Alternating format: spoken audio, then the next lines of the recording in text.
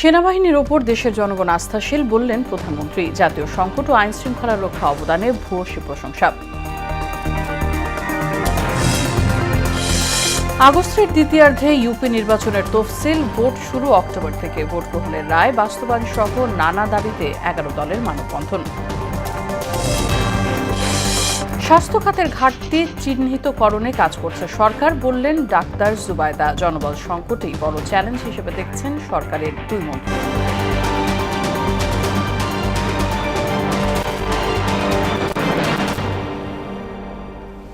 আসসালামু আলাইকুম, স্বাগত মোহনা সংবাদে। শুনছিলেন শিরোনাম, পুরো সংবাদের সঙ্গে আছে রাশিদা সুলতানা রিঙ্কু। জাতীয় সংকট ও আইন শৃঙ্খলার রক্ষায় বাংলাদেশ সেনাবাহিনীর অবদানের ভূয়সী প্রশংসা করেছেন প্রধানমন্ত্রী তারেক রহমান। বলেন, দেশ মাতৃকার প্রয়োজনে এই বাহিনীকে পেশাদার প্রশিক্ষণ, শৃঙ্খলা ও সর্বোচ্চ প্রস্তুতি রাখতে হবে। সেনাবাহিনীর ওপর জনগণের আস্থা রয়েছে বলে মন্তব্য করেন প্রধানমন্ত্রী। মানিকগঞ্জের সিংড়ায় সেনাবাহিনীর ৯ম পদাতিক ডিভিশনের অধীনে ৮ বীরের গ্রীষ্মকালীন প্রশিক্ষণ কার্যক্রম পরিদর্শনকালে এসব কথা বলেন তিনি। সকাল 9:30টার দিকে সেখানে আকস্মিকভাবে উপস্থিত হন সরকার প্রধান। দেশের ইতিহাসে এই প্রথম কোনো প্রধানমন্ত্রী সেনাবাহিনীর গ্রীষ্মকালীন প্রশিক্ষণ এলাকায় সশরীরে উপস্থিত হয়ে মাঠ পর্যায়ে সেনা সদস্যদের সঙ্গে দীর্ঘ সময় কাটালেন। ক্যান্সার আক্রান্ত সন্তান নিয়ে প্রধানমন্ত্রী তারেক রহমানের সঙ্গে সাক্ষাৎ করেছেন জুলাই গণঅভ্যুত্থানের শহীদ আব্দুল্লাহ বিন জাহিদের মা ফাতেমাতুজ জোহরা। দুপুরে জাতীয় সংসদে প্রধানমন্ত্রীর দফতরে সাক্ষাৎ করেন তিনি। এ সময় প্রধানমন্ত্রী তারেক রহমান জিশানের বর্তমান শারীরিক অবস্থার খোঁজ খবর নেন। একই সঙ্গে মা ফাতেমাতুজ জোহরাকে চাকরির আশ্বাসও দেন। আগামী 6 মাসের মধ্যেই তিস্তা মহাপরিকল্পনা প্রকল্পের কাজ শুরু হবে বলে জানিয়েছেন পানি সম্পদ মন্ত্রী শহীদ উদ্দিন চৌধুরী আনি। বিকেলে জাতীয় সংসদের প্রশ্নোত্তর পর্বে এই তথ্য জানান তিনি। মন্ত্রী বলেন, এর মাধ্যমে তিস্তা পাড়ের মানুষের দীর্ঘদিনের প্রত্যাশা পূরণ হতে যাচ্ছে। ইতিমধ্যে গুরুত্বপূর্ণ এই প্রকল্পের সম্ভাব্য সমীক্ষা উদ্যোগে নেওয়া হয়েছে। এই প্রকল্পের কারিগরি সহায়তা চীনের ইতিবাচক সাড়া মিলেছে বলে জানান শহীদ উদ্দিন চৌধুরী আনি। প্রকল্পটি বাস্তবায়ন করার লক্ষ্যে ইতিমধ্যে আমরা ফিজিবিলিটি স্টাডি কমপ্লিট করার জন্য চায়না সফর করেছিলাম। চায়না সরকারের আন্তরিকতায় আমরা টেকনিক্যাল সাপোর্ট নেওয়ার চেষ্টা করছি। আমরা আশা করছি 6 মাসের মধ্যে আমাদের এই কার্যক্রম সমাপ্ত হবে এবং ওই অঞ্চলের মানুষের যে দীর্ঘদিনের স্বপ্ন তা বাস্তবায়ন করার লক্ষ্যে জনাব তারেক রহমানের নেতৃত্বে এই প্রকল্পটি বাস্তবায়ন করার জন্য সম্পূর্ণরূপে উদ্যোগ গ্রহণ করব। আগস্টের দ্বিতীয়ার্ধে ইউনিয়ন পরিষদ নির্বাচনের তফসিল ঘোষণার কথা জানিয়ে প্রধানমন্ত্রীর তথ্য উপদেষ্টা ডাক্তার জাহিদুর রহমান বলেন, অক্টোবরে শুরু হবে স্থানীয় সরকারের ভোট, চলবে 10 থেকে 12 মাস পর্যন্ত। দুপুরে সচিবালয়ে সমসাময়িক বিষয় ব্রিফিংয়ে এসব কথা বলেন তিনি। এক প্রশ্নের জবাবে উপদেষ্টা বলেন, ভারতে পালিয়ে থেকে বাংলাদেশের আইন শৃঙ্খলার অবনতি ঘটানোর নির্দেশ দেয়া আওয়ামী লীগ নেতাদের ফেরত চাওয়া হবে। অতিরিক্ত বিদ্যুৎ বিল ও খাদ্য নিরাপত্তা নিয়েও কথা বলেন তিনি। শামীমুজ্জামান চৌধুরীর রিপোর্ট। রাজধানী সহ দেশের বিভিন্ন এলাকায় জুন মাসের ভুতুড়ে বিল নিয়ে অভিযোগ উঠেছে। ভুক্তভোগীদের অভিযোগ, প্রকৃত ব্যবহারের তুলনায় কয়েক গুণ বেশি বিল করা হয়েছে। সচিবালয়ে প্রধানমন্ত্রী তথ্য উপদেষ্টা ডাক্তার জাহিদুর রহমানের ব্রিফিংয়ে উঠে আসে এই ইস্যুটি। তিনি বলেন, বিদ্যুৎ বিল নিয়ে অভিযোগের বিষয়ে তদন্ত করা হবে, সত্যতা পাওয়া গেলেই ব্যবস্থা। 26 সালের অন্যান্য মাসের তুলনায় জুন 2026 মাসে অতিরিক্ত বিদ্যুৎ বিল দাবির অভিযোগের প্রেক্ষিতে অতিরিক্ত বিদ্যুৎ বিলের বিষয়ে সংশ্লিষ্ট বিতরণকারী সংস্থার সাথে যোগাযোগের জন্য সাভারে এনসিপির জনসভায় ককটেল বিস্ফোরণের ঘটনা তদন্ত করা হবে উল্লেখ করে উপদেষ্টা বলেন, জড়িতদের শনাক্ত করে আইনের আওতায় আনা হবে। জুলাই গণঅভ্যুত্থান নিয়ে কটূক্তি দুঃখজনক হলেও আইনি কাঠামো অনুযায়ী তা অপরাধ হিসাবে গণ্য হবে না। নাহিদ ইসলামের বক্তব্য সম্পর্কে আমি এটুকুই বলবো যে আমরা রাজনৈতিক বক্তব্য বলে এক ধরনের কথা প্রচলিত আছে, সেই রাজনৈতিক বক্তব্য তিনি দিয়েছেন, সেটা তার অধিকারও আছে, তিনি সেটা বলতে পারেন। তবে আমরা একটা রাজনৈতিক দলের প্রধানের মুখ থেকে, যিনি অত্যন্ত গুরুত্বপূর্ণ ভূমিকা পালন করেছেন আমাদের গণঅভ্যুত্থানে, আরেকটু দায়িত্বশীল মন্তব্য। জুলাই নিয়ে কটূক্তি অত্যন্ত মর্মান্তিক, অত্যন্ত অপ্রত্যাশিত, কিন্তু এটা এখন পর্যন্ত আমরা ক্রিমিনাল অফেন্স হিসাবে আমরা কোনো আইনে এটাকে ইনক্লুড করিনি। 5 আগস্টের আগেই জুলাই জাদুঘর উদ্বোধন হবে। 5 আগস্টের পর পালিয়ে ভারতে আশ্রয় নেয়াদের ফিরিয়ে দেওয়ার আহ্বান জানান তিনি। এদের অনেকেই মামলার আসামি আছেন, এদের অনেকের নামে ওয়ারেন্ট আছে, কারো কারো নামে সাজা হয়ে গেছে।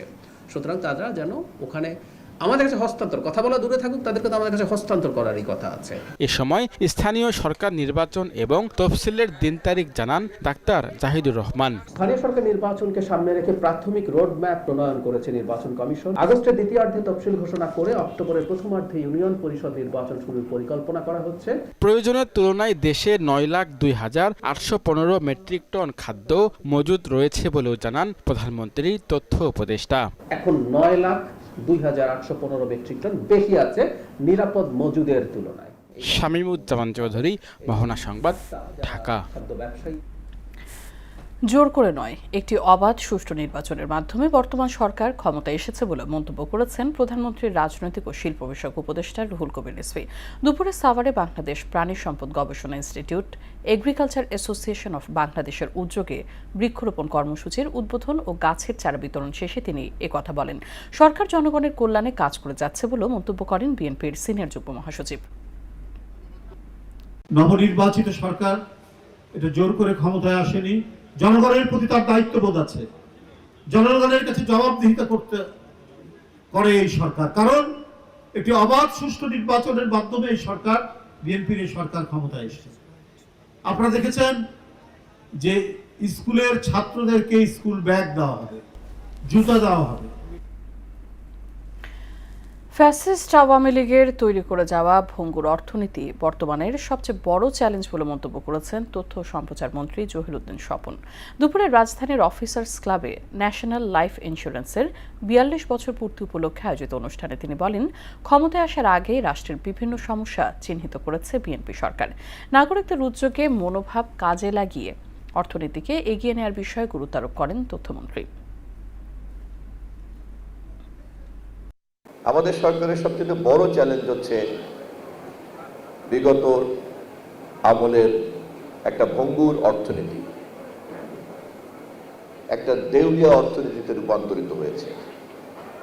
আপনারা সবাই জানেন কি পরিমাণ টাকা এখানে বিদেশে পাচার করা হয়েছে, কি পরিমাণ টাকা এখানে কর ব্যবস্থার বাইরে পড়ে আছে, কি পরিমাণ টাকা এখানে রাজস্ব আদায়যোগ্য হওয়া সত্ত্বেও রাজস্বের আওতায় আনা যায়নি। এবং রাষ্ট্রের এইভাবে বঞ্চিত হওয়ার যে প্রক্রিয়া, সেই প্রক্রিয়াগুলিকে আমাদের চিহ্নিত করতে হবে। সংবিধান সংস্কার পরিষদের অধিবেশনে আহ্বান, গণভোটের রায় বাস্তবায়ন এবং জুলাই গণহত্যার বিচার দাবিতে মানিক মিয়া অ্যাভিনিউতে মানববন্ধন করেছে 11 দলীয় ঐক্য। পরে এসব দাবির পক্ষে জাতীয় সংসদের স্পিকারের কাছে একটি স্মারকলিপি প্রদান করেন জোট নেতারা। জুলাই সনদ বাস্তবায়নে দৃশ্যমান অগ্রগতি না হলে আরেকটি বিপ্লবের হুঁশিয়ারি দেয় 11 দলীয় ঐক্য। জুলাই গণঅভ্যুত্থানে আহতদের দ্রুত ও মানসম্মত চিকিৎসা নিশ্চিতের দাবিও জানান জোট নেতারা। জুলাইয়ের বেনিফিশিয়ারি দলটি, তার নাম কি? বিএনপি। বিএনপি অলওয়েজ বেনিফিশিয়ারি দল। ক্ষমতায় গিয়ে যারা বুকের তাজা রক্ত দিয়ে, জীবন দিয়ে তাদেরকে ক্ষমতায় পাঠিয়েছে, তারা কখনো সেই দলকে, সেই লোকদেরকে সম্মান করে নাই। দেশের স্বাস্থ্য খাত বহু বছর ধরে অবহেলার শিকার, এমন মন্তব্য করে প্রখ্যাত চিকিৎসক ও জিয়াউর রহমান ফাউন্ডেশনের ভাইস চেয়ারম্যান জুবাইদা রহমান বলেন, এই খাতের ঘাটতি চিহ্নিতে কাজ করছে সরকার। আর দেশে মানসম্মত স্বাস্থ্যসেবা নিশ্চিতের অঙ্গীকার করেন অর্থমন্ত্রী আমির খসরু মাহমুদ চৌধুরী। যদিও এখানে জনবল ঘাটতিকে বড় চ্যালেঞ্জ হিসেবে উল্লেখ করেন স্বাস্থ্যমন্ত্রী সরদার মোহাম্মদ সাখাওয়াত হোসেন। সকালে স্বাস্থ্য উদ্যোক্তা উন্নয়নের পথরেখা বিষয়ক কর্মশালায় এসব কথা বলেন তারা। তানজিদ ভুইয়ার প্রতিবেদন। রাজধানীর গুলশানে বাংলাদেশে স্বাস্থ্য উদ্যোক্তা হওয়ার পথ শীর্ষক এক কর্মশালার আয়োজন করা হয়। এতে স্বাস্থ্যমন্ত্রী বলেন, বাংলাদেশে উৎপাদিত ওষুধের মান যথেষ্ট ভালো, যা বিশ্বের বিভিন্ন দেশে রপ্তানিও হচ্ছে। এখন স্বাস্থ্যসেবা প্রান্তিক পর্যায়ে দিতে কাজ করছে সরকার। সেক্ষেত্রে জনবল ঘাটতি বড় চ্যালেঞ্জ। এজন্য তরুণদের এগিয়ে আসার আহ্বান জানান মন্ত্রী। Most of our medicine carries very high dignity, high quality medicine being exported in different countries, and they are happy with our medicine by using in case of the patients in their countries. Our morale should be high among the doctors also, because they have to love the patient. অনুষ্ঠানে অর্থমন্ত্রী বলেন, স্বাস্থ্য খাতে বিনিয়োগে বেসরকারি উদ্যোক্তাদের উৎসাহিত করা হচ্ছে। নির্বাচনী প্রতিশ্রুতি অনুযায়ী মানসম্মত সেবা নিশ্চিতের অঙ্গীকার করেন তিনি। The government has to deliver what we have promised, and healthcare is one thing we have promised to our people.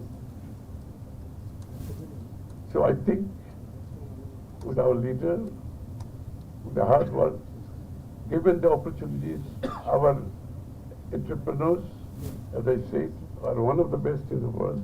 প্রধান অতিথির বক্তব্যে প্রখ্যাত চিকিৎসক জুবাইদা রহমান বলেন, বাংলাদেশের স্বাস্থ্য খাত দীর্ঘদিন অবহেলার শিকার। জনগণকে তাদের স্বাস্থ্য ব্যয়ের ৭২% নিজেদের পকেট থেকে দিতে হয়। এর ফলে দারিদ্র্যের অন্যতম প্রধান কারণ হয়ে দাঁড়িয়েছে অসুস্থতা। We aim for disease prevention and health awareness to deliver services door to door in villages.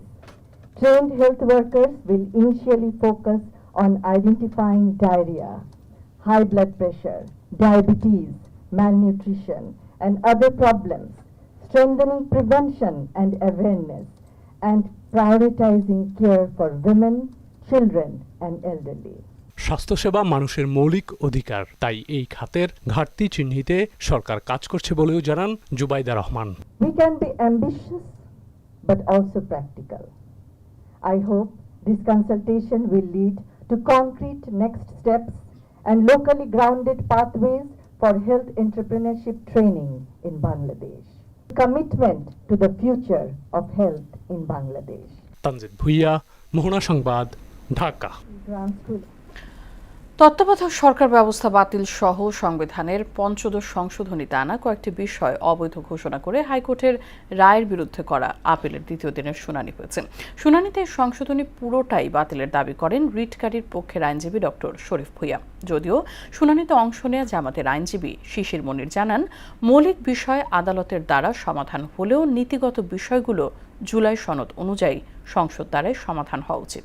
আরও জানাচ্ছেন মুদাসসির আলী। তত্ত্বাবধায়ক সরকার ব্যবস্থা বাতিল, গণভোট বাতিল সহ কয়েকটি বিষয়কে অবৈধ ঘোষণা করে সংবিধানের ৫ম সংশোধনীর কিছু বিষয় বহাল রেখে ২০২৪ সালের ১৭ ডিসেম্বর হাইকোর্ট রায় দেন। পরে ২০২৫ সালের ৩রা নভেম্বর এর বিরুদ্ধে লিভ টু আপিল করা হয়। লিভ টু আপিলের দ্বিতীয় দিনের শুনানিতে রিটকারী পক্ষের আইনজীবী ডক্টর শরীফ ভূঁইয়া এই সংশোধনীর পুরোটা বাতিল চান। পঞ্চদশ সংশোধনী পুরোটাই বাতিল হওয়া উচিত দুটো কারণে। এক হলো এটা খুবই অস্বচ্ছ একটা প্রক্রিয়ায় পাশ করা হয়েছে এবং এটা একটা ব্যাপক সংশোধনী, যেটা সংবিধানের একটা পুনর্লিখনের মতন, এবং এর মাধ্যমে বাংলাদেশের সংবিধানের চরিত্র পরিবর্তন করা হয়েছে। জামায়াত পক্ষের আইনজীবী শিশির মনির শুনানিতে অংশ নেন। রাষ্ট্রের মৌলিক বিষয়গুলো আদালতের মাধ্যমে মীমাংসিত হলেও নীতিগত বিষয়গুলো জুলাই সনদ অনুযায়ী সংসদের দ্বারাই হওয়া উচিত বলে জানান তিনি। আমরা বলেছি এই সংশোধনীর দুই ধরনের বিষয় আছে। এক ধরনের বিষয় আছে নীতিকথা, fundamental principle of state policy বলে যাকে, এবং রাষ্ট্রের মৌলিক নীতিসমূহ, রাষ্ট্র পরিচালনার মৌলিক নীতি কি হবে। এই জন্য আমাদের সাবমিশন হলো fundamental principle of state policy বা নীতিকথা বা মৌলিক বা প্রস্তাবনায় যে সমস্ত পরিবর্তনের সূচনা করা হয়েছিল, এগুলো যেন আদালত সিদ্ধান্ত না নিয়ে সংসদের উপর ছেড়ে দেওয়া হয়। সংসদ সেগুলো বিতর্ক করে সিদ্ধান্ত গ্রহণ করবে জুলাই চার্টারের আলোকে। বুধবার পর্যন্ত মুলতবি করা হয়েছে এই আপিল শুনানি। মুদাসসির আলী, মোহনা সংবাদ, ঢাকা। বঙ্গোপসাগরে সৃষ্ট লঘুচাপটি ঘনীভূত হয়ে মৌসুমী নিম্নচাপের পর অবশেষে স্থল নিম্নচাপের রূপ নিয়েছে। এর প্রভাবে উত্তর বঙ্গোপসাগর উপকূল এলাকা উত্তাল রয়েছে। উদ্ভূত পরিস্থিতিতে দেশের 4 সমুদ্র বন্দরকে 3 নম্বর স্থানীয় সংকেত দেখে যেতে বলা হয়েছে। এদিকে সক্রিয় মৌসুমী বায়ুর প্রভাবে দেশের 6 বিভাগে ভারী বর্ষণের সতর্কতা দিয়েছে আবহাওয়া অধিদপ্তর। পরবর্তী 48 ঘণ্টায় খুলনা, বরিশাল, চট্টগ্রাম, রংপুর, ময়মনসিংহ ও সিলেট বিভাগের কোথাও কোথাও ভারী থেকে অতি ভারী বর্ষণ হতে পারে। এ বিষয়ে আরও জানাতে চট্টগ্রাম থেকে যুক্ত হচ্ছেন সহকর্মী সুমন কুমার দেব। সুমন, নিম্নচাপের কারণে চট্টগ্রামের বর্তমান পরিস্থিতি জানাবেন।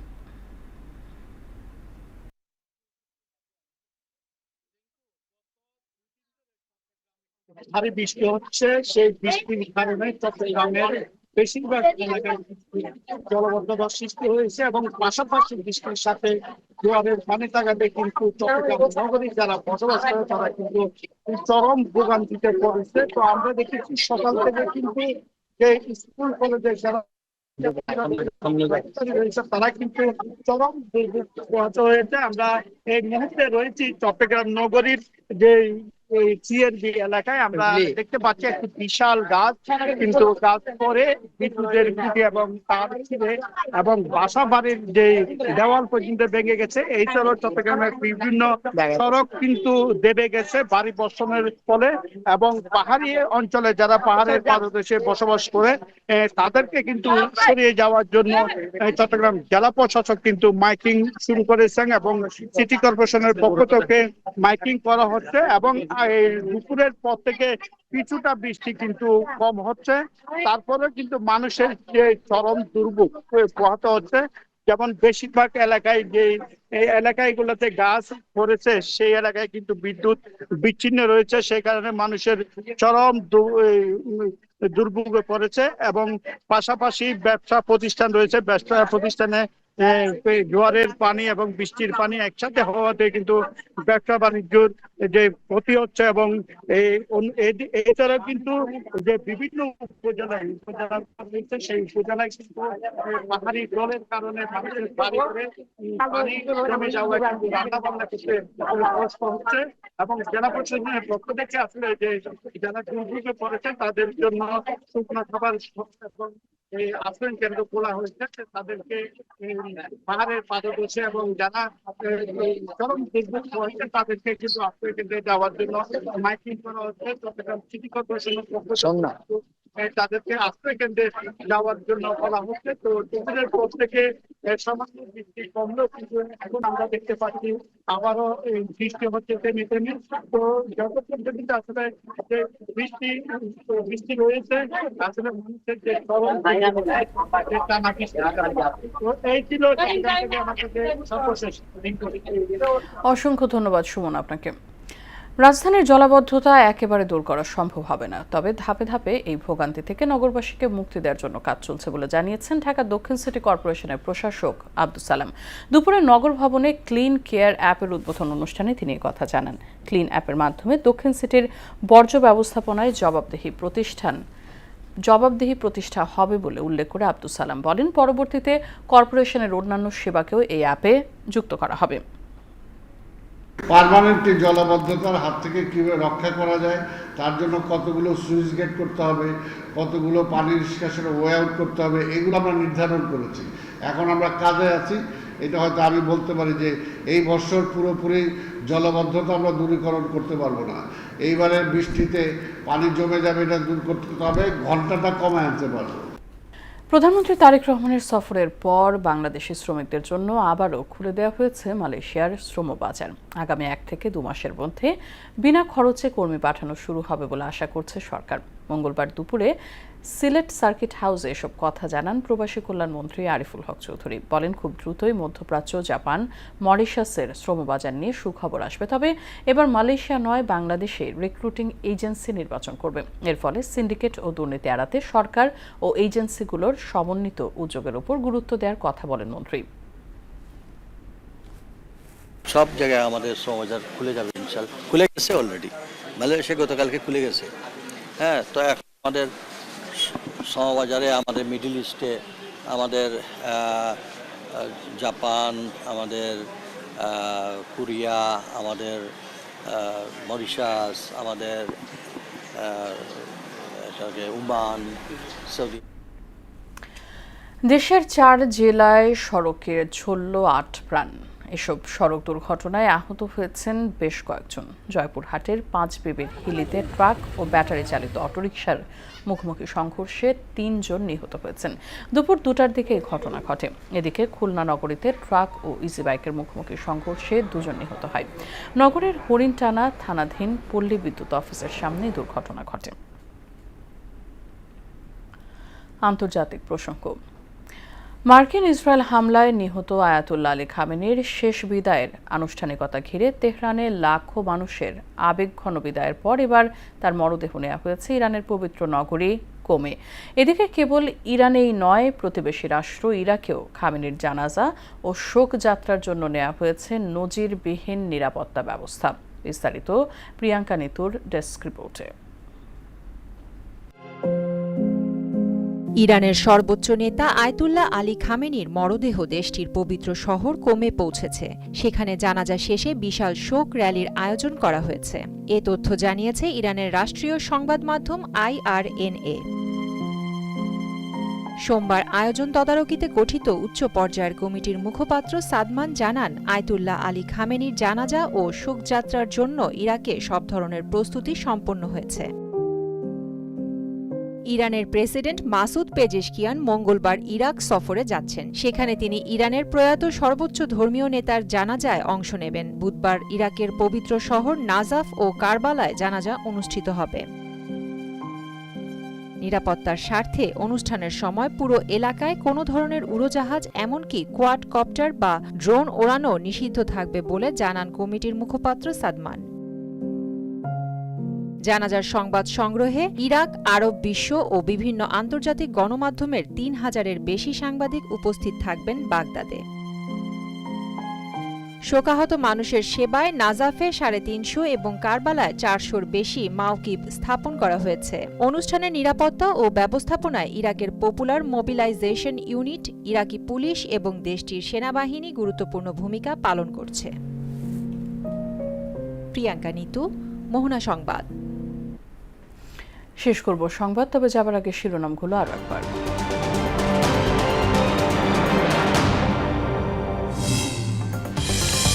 সেনাবাহিনীর ওপর দেশের জনগণ আস্থাশীল, বললেন প্রধানমন্ত্রী। জাতীয় সংকট ও আইন শৃঙ্খলা রক্ষা অবদানের ভূয়সী প্রশংসা।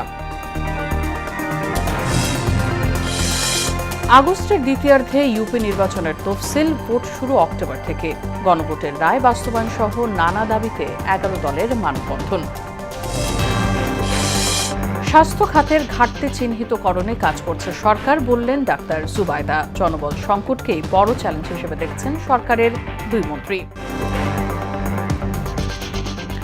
এই ছিল মোহনা সংবাদে। পরবর্তী সংবাদ রাত ৯টায়। এর আগে সন্ধ্যা ৭টায় দেখবেন সংবাদ এক নজরে। মোহনার সবশেষ খবর জানতে ভিজিট করুন www.mohana.tv। সংবাদ দেখতে পারেন ফেসবুক ও ইউটিউবেও। সঙ্গে থাকার জন্য ধন্যবাদ সবাইকে।